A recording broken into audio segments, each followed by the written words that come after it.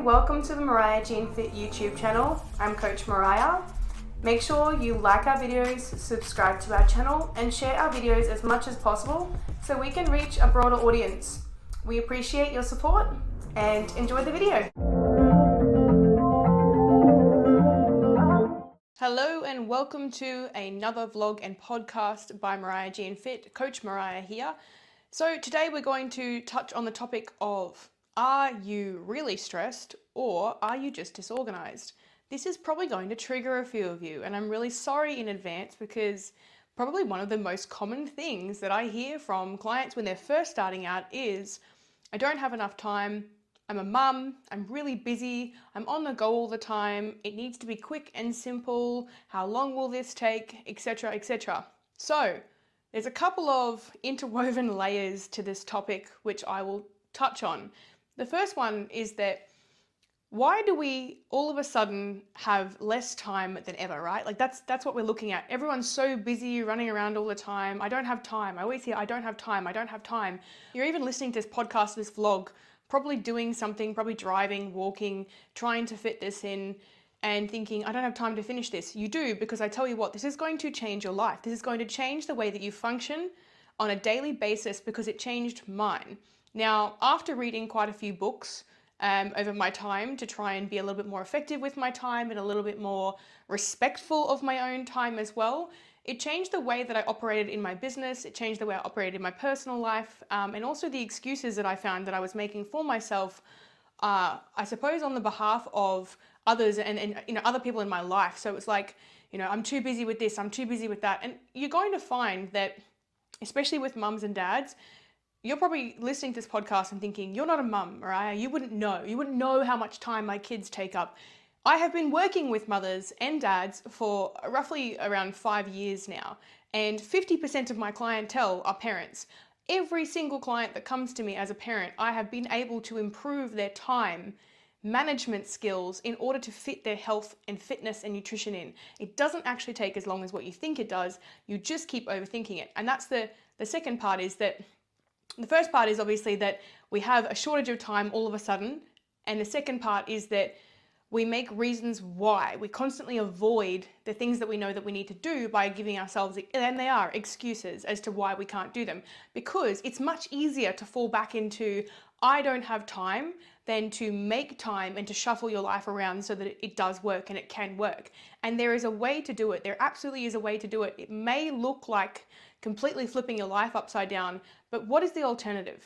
To continue going the way that you are currently or that you have been and being miserable in that pattern and that cycle, or to change it. And change is not as scary as it seems once you get into it and you actually see the benefits. So back to the first reason, the reason why we're time poor more now than ever. If you think back 10, 15 years ago, you didn't hear people saying as much, I'm too busy, I don't have time, I'm always on the go. There was no such thing in the 1950s and 1960s. What's on the go? It's not like people were running out the door, with their breakfast. They sat down and they enjoyed, which back then was probably just toast in the morning. They enjoyed their breakfast together as their family time. And I will tell you why. Because people have been stealing time from you, okay? There are literally people who are trying to take your time all the time. It is a commodity, right? So when people say social media is free, when they say that, Instagram is free, Facebook is free, it's not free. It's stealing your fucking time. It's taking your time away. Excuse my language, but it's taking your time away. And so every hour, every second, every minute that they use of your day is time that you will never get back. And I am on social media for work. I actually have outsourced someone to manage my social media. So I just create the content and they actually do all the rest for me. And there was a reason for that. I found myself spending too much time on social media. I found myself spending far too much time on the platforms that I don't need to be on and that are literally chewing up time I could be doing something more useful with. So one of the first things you can do is you can audit your time, because I can guarantee you, as confronting as this is, most people will stop listening to this podcast right now because they don't want to hear this. But if you go onto your phone, you go into your apps, and you can actually go into, there's an app in there that tells you how much time you spent on certain apps. And you can also just click into the app and it tells you how much time, usually on an Apple or an Android, how much time you have spent on that app in the last 7 days, and it will scare the crap out of you. When I first did this, I realized I was spending a considerable amount of time on social media, literally doing nothing, like just scrolling, and didn't really feel like I was receiving anything wonderful from it. I might send a few memes to people or that and the like, but it's not rewarding me. So first of all, you need to audit your time. You need to figure out what the fuck you're wasting your time on, right? What are you wasting your time on currently? Now, the best way to audit your time is to figure out how much time you're spending on social media, weekly, daily even, and cut that right down. The easiest way to do that is to literally sign out of social media apps. I know, someone who is on social media, right? Sign out of social media apps after you've checked all your messages in the morning. Give yourself half an hour to have a look at social media in the morning, like reading the newspaper, like we used to back in the day, and sign out of it all day. And then after you've finished your work, after you've finished your training, you've got, the kids' meals ready and everything like that, you've cooked dinner, all the stuff that you want to do / need to do, then you can sign back in for half an hour and give yourself a time limit. We give our children time limit on technology, and yet we don't do it to ourselves. And I know you're probably thinking, yes, because I'm an adult, I can make adult decisions. Well, you're not. You're spending far too much time on technology, and therefore you're losing time. And then we get to this point where we're now time poor. And the way I see it is that we're not time poor, we're using time poorly. We are not time poor, we're using time poorly.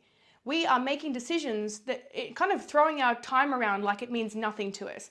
If you were to put a dollar value on your time of the hours that you're awake in the day, you get paid at your work when you go to work for your hours. But the hours outside of that, are you actually looking at, you've just spent an hour on Instagram or an hour on Reels, an hour on TikTok, or, wasting your time that you could have gone out for a walk, that you could have gone to the gym and got some exercise in. You could have gone to your garage and done a home workout. You could have done meal prep in that time as well. All of these slots of time that you're wasting. So you need to audit your time. So the first thing you can do is spend the next 3 days writing down, I know it's going to be really annoying and really confronting, writing down what you do from hour to hour. And if that means at the end of the day, you've got to look at how much time you spent on the social media apps to make up for all of the lost gaps you can't find, that's what you got to do. Audit your time for 3 days. And trust me, you'll be shocked. You think, oh my goodness, I have been wasting so much time on things I don't need to waste time on. So we no longer have a day and age where we read newspapers in the morning, right? And if you think about it like this, if we were to read newspapers all day long, in the middle of the day as well while we were working, and if we were to do it in the night as well, people would think we were mad. It's exactly the same with social media, and it's sapping your time. I think that it can be very beneficial following people who are great for your mental health, who help you become a better person, etc., etc. But if you are literally diving into things that don't serve you, or certainly that you're not passionate about, then this is where you're getting, your time is getting stolen. And it's getting stolen, it's quite smart really, the way that it's done, is to engage you in a way that releases happy hormones from your brain, where you're only getting it from social media and you're not getting it from everything else in life that is far more important, like exercise, like your diet. So that brings me to the next point. You don't have time because you're not making your health a priority. And that's exactly what priorities mean, right? A priority means it goes at the top of your list and it's something that's very important to you. You cannot make something a priority and it then is something that's not very important. So if you're going to go into a health and fitness journey and go, I need something quick and simple and easy, and I don't want to think about it, and I just want to get it done, and I don't even want to know, you're not going to succeed. Right? I'm going to tell you now, you will not succeed at your journey, because guess what? Thinking of your health and your fitness and your nutrition like that is an afterthought, okay?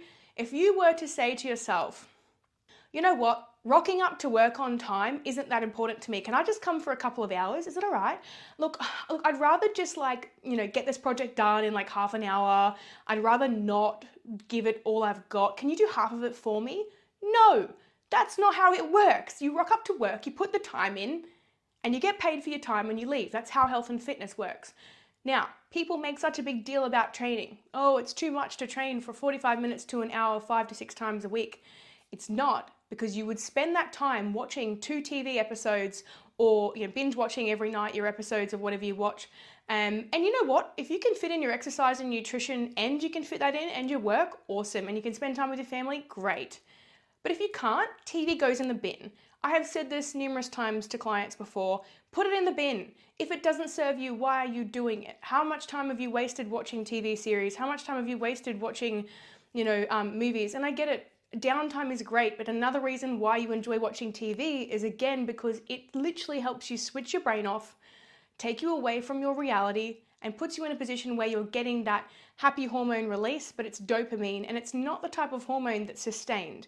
We want serotonin and we want endorphins, which can come from, serotonin comes from walking, endorphins comes from exercise, okay? And you're also going to get small little bursts of serotonin and even things like oxytocin as well from accomplishing wonderful things in your life and saying nice things to yourself. These are all the happy hormones that we want in our brain for longer periods of time, and it can actually help battle things like depression and anxiety and lethargy, and the list goes on. If you feel like shit, it's because you are literally plonking yourself in front of a screen, you're not moving, and you're also not really eating the adequate, nutritional intake. You might just kind of be, again, thinking of your nutrition as an afterthought. So your time given to your nutrition and your health has to be a high priority, which means that it needs to be one of the number one things on your list for the day. So one of the first things in the day that you want to do when you get up is make sure that those two things are planned, right? Now, I don't plan my days every single day because I'm a busy businesswoman. I do run a very busy business, but I still manage to make time for my training because it is a part of my life. And even my meal prep, it's a part of my life. And so what I do with my planning is I will plan my whole 3 weeks in advance, okay? So if you ever want to book something in with me, you'll notice that I don't have availability for 2 or 3 weeks. And it's because I've already booked up for that, okay? I've already accounted for that, so I'm not chucking things in randomly. So I plan things in 3 weeks in advance. In my phone, I keep my planner and my notes where I've got a to-do list, and that basically runs from Monday to Sunday for 3 weeks straight, and I've got what I'm doing on those days, okay? That then means that it's a non-negotiable. I put in there gym every day. All right, I've been putting gym into my planner every day since I was 20 years old. I've been putting meal prep on the same day every week, right? It does change sometimes depending on my schedule, but it goes in there, it gets slotted in there. So I know, okay, cool, I've got a gap there on Saturday, I can put my meal prep in there. I've got an hour on Wednesday afternoon or Wednesday night, I can put my meal prep in there. That's where I'm gonna plug it in. And the most successful people in the world repeat the same things over and over again. So they become habitual by repetition. You will not stick to this, and this will not become a part of your life unless you start to repeat it. And in the beginning, any sort of repetition is painful, right? So you're looking at things like brushing your teeth, for example. When you brush your teeth when you were a kid, it felt weird and you didn't want to do it, and your parents had to nag the crap out of you. And now it feels weird if you don't do it because repetition created that habit, okay? So your fitness and your health and your nutrition, your meal prep, even doing your washing on the same day every single week has to become habitual so that you can stick to it, so that you make time, so that it is a high priority, and that you start to take away those things in your life that no longer serve you, that are literally sucking your time dry. Now, mums and dads, you're probably thinking, okay, you know what, my kids suck my time dry. Yes, I've heard about Saturday sports days. I understand it goes the whole day, all of the above, right? I was a child at one point. I remember my mother running around like a mad woman. I remember her not making a lot of time for herself. And I remember as a child thinking, I wish she would take care of herself more. I wish she would take herself shopping. I wish that she would get exercise, because I actually wanted to see my mum take care of herself. And those thoughts in my mind began from when I was about 6 or 7 years old. Right? But I always saw her work really hard, study really hard, and us kids were the number one priority. I did start to see a shift and a change in that type of behavior later in life with my mum when she realized, shit, I do have to take care of myself. I do have to take care of myself. Okay? And you have to remember as well that the way that your life is currently, your children are like sponges. They will soak up all of the information, all the things that you're doing. They actually look at you as an example of life. No matter how much you think that sometimes they don't, they want to do their own thing, they still learn from you. So you're setting an example by getting regular exercise. You shouldn't feel guilty for that, because by doing that, you're showing your children they need to get regular exercise. And you're also showing them, oh my God, wow, healthy eating patterns as well. Mum feels amazing when she eats well. The other point I'm going to address is, on that note of being time poor, looking at your support network. If you currently have none, or your support network is really shitty, I know that sometimes that's out of your control. Some people are very isolated in their situations. You might be a single mum, you might be in a town where you don't know anybody, and the like, okay?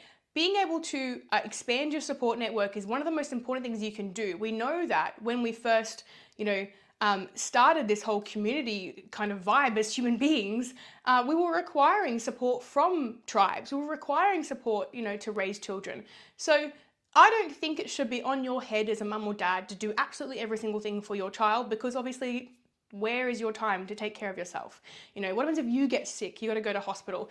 Who's going to take you to hospital? So we have to look at your support network. Even if you have, or you try and seek out a handful of friends that will support you and help you. It might be for sleepovers with the kids. It might be babysitting, and it might be that you might do a swap. So, I'll do this for you, you do this for me. Whatever that looks like, but removing the guilt from it, because I can guarantee you there's at least one person in your life who wants to help you, right? Who says, yep, no worries, I'd be happy to mind so-and-so for a couple of hours, or yep, no worries, on a Saturday, I'm happy to help you with the kids' sports, if we can alternate between yours and mine. But whatever that looks like, it looks like a joint effort, and it looks like a reciprocal thing, because I'll tell you this, even in business, the most successful business relationships and businesses are formed from partnerships, right? So where people work together. If you're trying to do this as a solo mission, you're going to fail every time, and then you're going to resent yourself for it. I'm a busy mum and I can't do this, and I've never been able to do that. And so then you just back around in the cycle again. And then you're looking at other people's lives going, how does she do it? Because she finds solutions, right? She's not a superhuman. She wasn't gifted. She doesn't have this amazing, support network that just appeared for her. Sometimes they do, but a lot of it is about communication, reaching out, asking for help, not being afraid to ask for help, and understand that you can rely on people and people can rely on you, and that's okay, and it's still a safe space. So this is very individualistic. It's going to be different per person, but the whole mum guilt thing is massive, right? And it needs to stop, because before you are a mother, you are a woman, you are an individual human being. You still should have some sort of independence. Otherwise, you will drive yourself insane. Right? Because a lot of the common mental health issues that we see with women these days are coming from women who are overworked, who are always around their children, who constantly clean and cook and, don't have assistance with that type of situation. And for men, it's career men who are grinding themselves into the ground to make a shit ton of money, only to come home completely exhausted and not feel like they've got any energy. So where does the buck stop, right? The buck stops with realizing that it's a non-negotiable to put your health and fitness at the top, and your nutrition, right? It actually has to come first. And the reason why is because fundamentally, the major reasons you're feeling like shit is not some sort of magical, it's just because I'm stressed with work. It's because of the stuff you're putting in your body. It's because you're not moving frequently enough. It's because you're not battling all that stress and anxiety with happy hormones, things that are going to assist with the mental health conditions and issues that you're experiencing. And so therefore, you're giving all this time to things that are not actually helping you help other people. So to be able to help other people, you got to help yourself first. As the saying goes, put the mask on yourself in the plane before you put it on somebody else. You got to be able to breathe before you can assist somebody else, right? Same thing applies to your health and your nutrition. And I can guarantee the day I have kids, if I ever do, I'm going to come across these complications. I'm going to have those situations where it might be that there's bloody vomit all over the floor and I've got to clean it up, and then I've still got to get to the gym and I've got to fit this in, I've got to do this and I've got to do that. The other thing about time is that you must be adaptable, all right? And that leads me to my next point. Be solutions focused, okay? One of the most annoying sayings I've ever heard is be solutions focused, but the truth behind it is real. If you remain focused on a problem, it's literally like looking at a target. So if you're looking at the problem, that's all you see is the target. Problem, problem, problem. Oh, but I got this problem, but I got this problem, I got this problem, I got this problem. And you line all your problems up like ducks in a row, and all of a sudden your life is one giant problem, and then you just sit there with it. That's it. It's like, woe is me, I've got all these problems. And you know what? I'm not gonna lie. It does suck. Problems suck, right? When we have a problem and something comes up, a bill, a flat tire, I mean, you name it, vomit all over the floor, the kids tip out the flour in the kitchen, you've got to clean it up. Whatever that looks like, the dogs put the mud all through the house. Problem, problem, problem. Sickness is a big one I see lately. A lot of kids getting sick.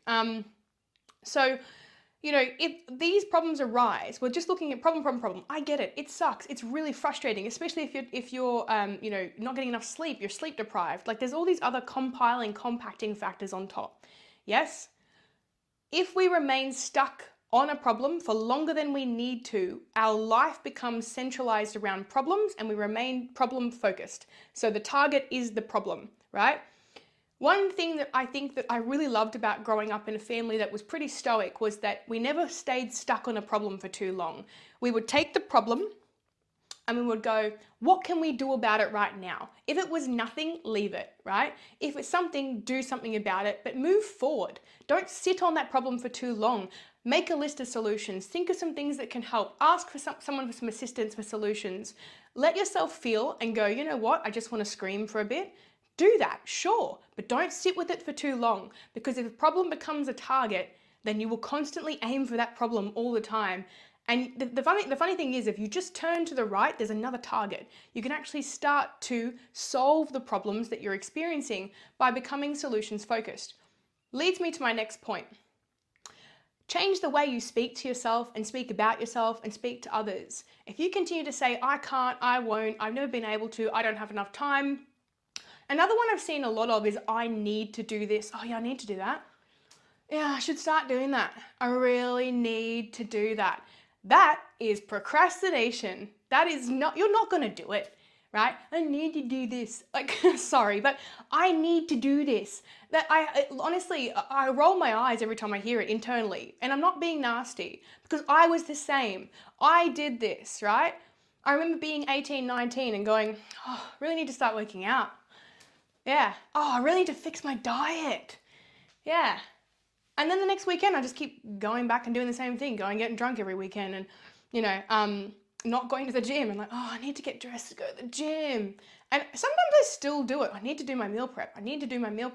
I realized one of the things I really struggle doing is doing my meal prep on time, because instead of saying I need to, right, I should be saying, I'm going to do my meal prep. I'm going to do my meal prep on Wednesday. I'm going to do this today. I'm doing this today.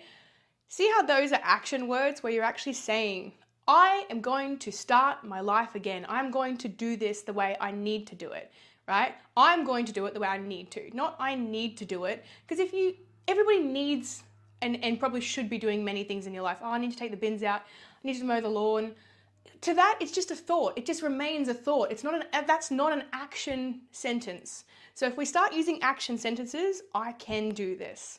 I'm going to do that. I'm really excited to start this journey in my life. I'm going to do my meal prep today. I'm going to do my meal prep on Sunday. I put it in my diary. I've committed to it.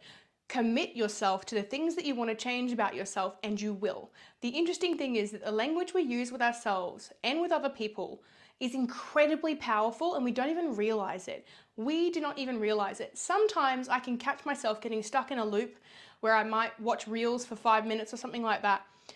And I'm on my phone and I go, ooh, stop. I just literally don't smash my phone down. So smash it on the bed, not on the floor. Just go like this. And I'm like, no, I'm not doing this. I'm getting up. And I say it out loud. I'm getting up, I'm getting my textbooks, and I'm going to study, and I'm removing myself from this situation. Sometimes you have to talk to yourself. And the same way we talk to our kids, right? You're not going to do that. You're doing this, okay? That's not today. We're doing this today. No more iPad time. We're doing this now. And it's really interesting how we get away with this language with ourselves all the time. Oh, I need to do this. I should do that. You don't need something quick and easy. You need to be using a language with yourself that says, I know this is going to be a little bit difficult in the beginning and hard to change in the beginning, but it's going to be worth it, right? So putting the time and effort in is actually not as much time as you think it takes, but it is just a lot more effort. It's not time that you are poor in, it's effort, right? It's effort that you're missing. All right, so a few more points. If you are doing something seated, you probably could be doing it standing or walking, all right? So people go, I don't have time to do this. Every time you have your phone or you're sitting watching a movie, you could literally take it to the gym and do your steps and watch a movie at the gym if you really want to watch it. So many things you're doing sitting currently, you could be doing standing or moving. You can listen to lectures whilst you're training. Like, there are so many things. You can consume information whilst you exercise, and you can consume media whilst you exercise and move. So what you could be doing sitting, you could be doing standing and walking. Yes, that's another time saver. However, the next point it leads me to is stop multitasking, all right? I read an incredible book called The One Thing. Now, this was passed on to me from a client of mine.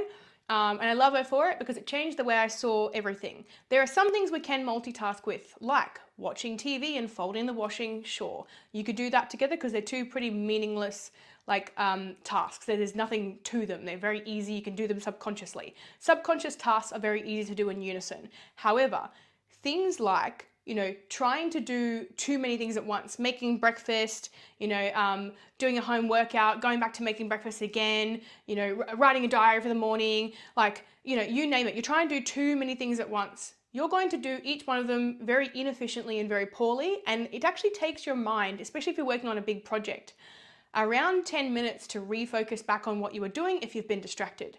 So a lot of what we're having issues with time-wise right now is that because we're trying to fit too much in, we're also trying to do too much at the same time. If something is a taxing task like study, or it might be like working on a project at work, don't try and have a conversation with someone else at the same time. Put yourself in a situation where you can be isolated to work alone or work in a team environment if it helps you.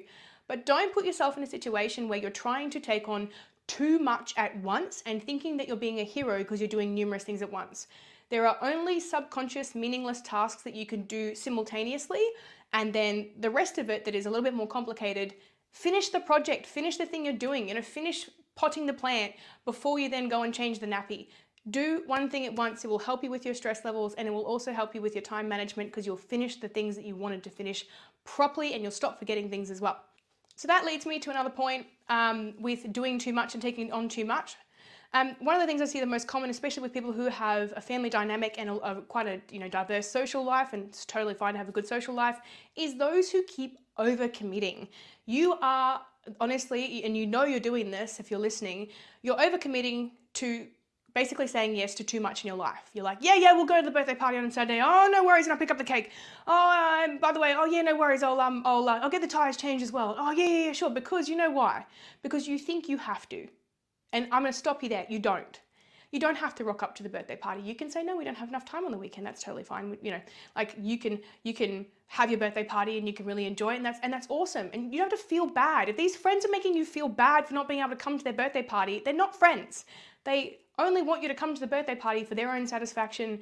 If they get upset because you can't come or you can't make it because you've got too much on, especially if they're giving you last minute notice. If it's late and it's the same week or even 2 weeks beforehand. Oh, I just thought you might be able to come to my birthday party. You know what? I've already got something on. I'm really sorry. Awesome. That's it. That's all you have to say. You don't have to overcommit. You don't have to rock up for half an hour because you feel bad. Stop letting guilt be the reason that you do things, because you'll keep resenting yourself for it. Okay? So overcommitting looks like saying yes to, I've seen this a lot with kids as well, saying to the kids, you can do 4 different types of sports. Whoa, the reason why they want to do 4 is because they want to try them all, right? And obviously they're not going to stick to 4 different types of sports for the rest of their life. And we had a thing in our family that we were allowed to commit to 1 sport at a time. I know it sounds brutal, but I don't want to say no to my kids and them trying lots of sports. Awesome. Try the next season for the next sport. I got to try many sports. I got to try softball, taekwondo, I did athletics for a while, touch football, basketball, and guess what? I did them all separately, right?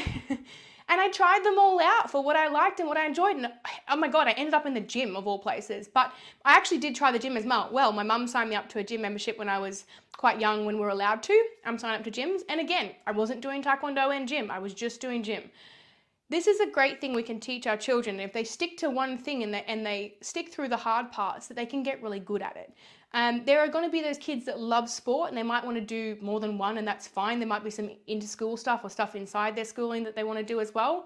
But give them a choice, because in life as adults, can we do 6 different sports? No, we can't. So there's a reality to that. And we're not quashing their dreams. You're still giving them the opportunity. If they want to try, they're doing volleyball and they want to try netball, then we can just swap the seasons and give them the next season. I know this sounds terrible. I'm not a parent and I can't tell you how to parent. So please don't take this as that.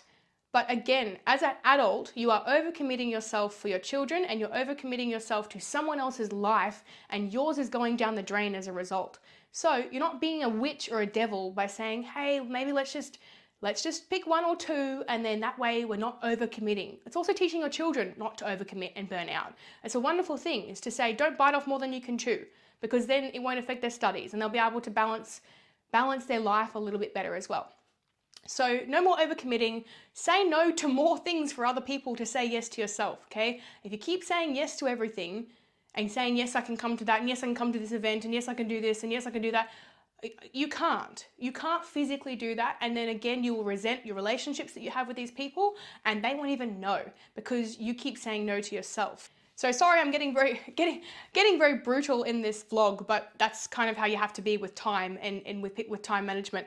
The next point is there are going to be a few solutions to big parts of your life, you know, that honestly, if you're saying, okay, cool, Mariah, all this makes sense, but I'm working 60 hours a week in my job and I just can't, you know, it's just too much work. I'm working overtime, right? I can't tell you how encouraging I am of people to quit their jobs. I know this sounds awful, right? Like the Australian government's going to say, please don't tell people to quit their jobs. If you're unhappy in your job, why are you there? Why are you still, oh, because income. I've been there for 15 years. I want you to Google something called the sunken cost fallacy. And the concept behind this is that we feel like we have to remain in a situation because of the time we've already invested in it. And that makes no bloody sense, right? If you've spent 15 years in a role and you're like, I don't know what I would do, but I'm miserable and I hate it. Guess what? There are literally millions of other roles out there. And now we live in the online realm as well, like online coaching that I do. Holy shit, there's even more job opportunities and there's even more opportunities for entrepreneurships and things like that. So, you know, even I went from working in a role where I was not happy, I was working overtime, I won't say which company it was for, I was working hours far longer than I needed to, I was driving really long distances quite dangerously in the sense that I was very tired, and I knew I was burning the candle at both ends and that they were not paying me enough money. Moving away from that full-time plus more hours role, I quadrupled my income doing what I currently do. I'm not trying to get people into online coaching. You know, it's a very difficult space to work in. It's very rewarding, but very hard as well.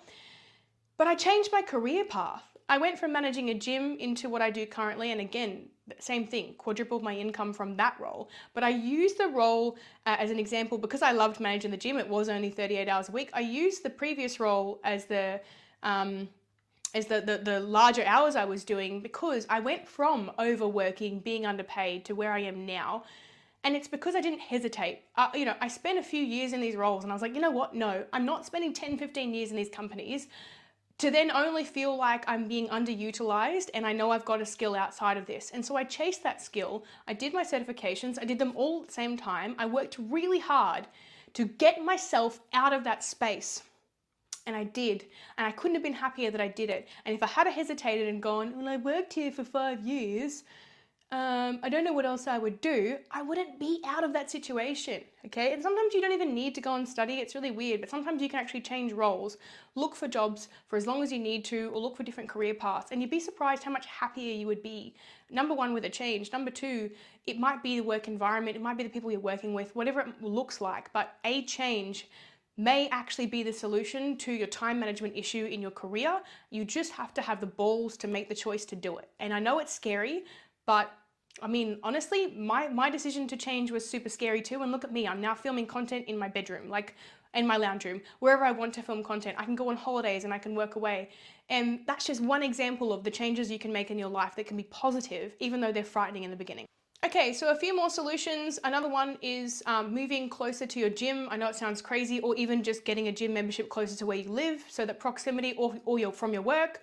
Proximity is everything. If your gym is currently half an hour away from your work or where you live, silly. Look for somewhere closer because proximity means less travel time. And we know in traffic and peak hours, that literally can be the difference between you finishing your workout or missing the cray showers. So definitely be close to somewhere where you can train. If it can't be at a gym and you're in the early years of your looking after your child, it might be the first 3-4 years. Get some basic home equipment. Make sure that you can get out a half an hour exercise session every day. It might be while they're sleeping or napping, whatever that looks like. But really look at proximity being one of the solutions to your time issue. The other thing is obviously gym creches. Utilize them, okay? Don't be afraid to use your gym creche and go and train while the creche is open. It's a really good idea for mums to do that, and it might be busy in the gym, but guess what? It still gives you an hour or 2 hours of your time where you can go and exercise, and you don't have to worry because your kids are in the care of people who are qualified, and that's literally what they do. That's why the creche exists. So no more mum guilt. Kids can go in the creche. They get used to it after a while. So the final few points is time your workouts. All right, put a timer on. If you know you're a talker, make sure that you have a timer on, even if you have to put an alarm on every 15 minutes, or know that you have to do a certain amount of exercises. So if you have 6 exercises and you got an hour, well then you know that you want to try and do, one for every 15 minutes, or 2 exercises. My maths is terrible. 3 exercises in the first half hour, and 1 every 10 minutes, and 3 exercises in the next half hour, right? So that way you've got something to go by and you've got that structure to go by with time. Time your workouts and have a countdown on your phone so that you know that you need to shift on to the next exercise so that you don't end up wasting time talking, and obviously communicate that to people as well. Hey, can't talk, sorry, I've only got an hour with the creche. Prioritize yourself, put up those healthy boundaries. Communication is everything. Also, outsource things in your life where you can. If you want to outsource your meal prep, if you have a pretty good job and a good salary, you might be able to afford getting some meal prep done, or you might be able to afford getting some new foods meals. Yes, some My Muscle Chef meals. They're not ideal, but at the moment, if you've got a very tight schedule and you can't even meal prep, that's 1 to 2 hours of meal prep a week, then yes, outsource your meal prep. Get someone to do it for you. Order some Nirvana meals. There are lots of different brands of meals that you can get. They might not be the healthiest option with the preservatives and the like added, but you've got at least some veggies in there as well. Make sure they've got 3 to 5 serves of veggies for your lunch and your dinner together. And you just get your lunches and dinners for the week. And at least then it comes back on the same day every single week. It's a renewal and you don't have to worry about it. And there might be some high protein options for you.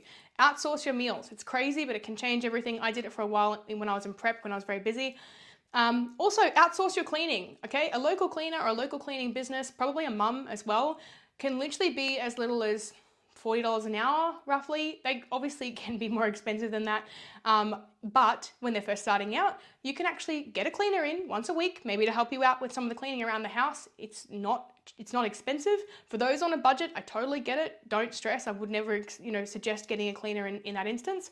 But for people who have a little bit more, cash on the side, if you're spending, $100 online shopping, or if not more a week, you can afford a cleaner. Like, you actually can afford a cleaner instead. And I can tell you it's far more valuable than clothes you're going to probably not wear and going to sit in your cupboard anyway. Okay, so your meal prep every week will take you roughly 2 hours, right? If it's super complicated, maybe 3. But I'm going to tell you this, it saves you time, okay? If you do 2 to 3 hours a week, divide that across the week, really at the most you're looking at, like maybe 20 minutes per night. I'm going to say 2 hours, so that's even less, right? So honestly, it took me last night to do my dinners for a week. It took me 15 minutes to make that, because I make a really simple option. So if you look at that and dinner, and even if I'm making my dinner and my lunches at the same time, I'm doing, I've got numerous pans going or whatever, you're then looking at about, half an hour, 45 minutes max, right? You could even probably do it all in half an hour. So I've got mine down to a fine art. I just do my lunches and my dinners and I freeze them. But then I'm not making a meal every single night. I know you probably think, okay, kids want separate meals. That's completely fine. I have met families where kids are happy to eat meal prep, but remember that you're taking care of yourself. So your meal is done. You don't have to worry about that. You can eat that whenever you want to, on the go, as they say. I don't recommend doing that. Sit down and eat your meal, for God's sake. Eating it on the go isn't going to help you. But being able to save that time across the week and doing a meal prep in advance means that you don't have to think about what you're eating. And one of the major causes for time wasting is something called decision fatigue. Basically where your brain has to think too hard about something and therefore you don't make a choice at all and you waste time doing that. So my final point, and probably one of the most important ones, is I know amongst all of this, factor in some downtime, okay? Factor in some downtime. I don't care how you do it, but make time for it. Don't tell yourself you don't have time to have a bath. Don't tell yourself you don't have time to light some candles and relax and read a book. You do, right? It might not go exactly where you want it to go, but there might be a situation where the kids are watching TV for half an hour. It might be on a Sunday afternoon, everyone's having a nap, and maybe you should too. Remember that going a million miles an hour, right, is an easy way to burn out. So once a week, some sort of self-care downtime. You might go get your nails done, you might get your lashes done, something for you that is just for you. And it is about making time. It is about just clearing whatever is in your schedule that isn't necessary to be doing right now, and making time for a massage, taking things out, saying no to the things you keep overcommitting yourself to, and relaxing, okay? Because amongst all this doing and being, we must relax a little bit as well. That gives us enough time to reflect, maybe even plan the week ahead, and make sure that you're not diving into the same chaotic cycle that you were in before. All right, so that's it from me. Obviously, check out the rest of our social media platforms, things like Instagram, Facebook, TikTok, YouTube. I'm sure that you're on all of them, Spotify as well. Make sure that you rate, like, subscribe where you can, because it does help us with our exposure. Currently, I'm pretty full for coaching spaces. I am making very rare exceptions for return clients, but we do have our coach, Alora, to come on board with, and she has been trained in everything that we do. So make sure you check out our website, mariahjeanfit.com. Looking forward to seeing how you can use your time more effectively in the future. Thanks a lot.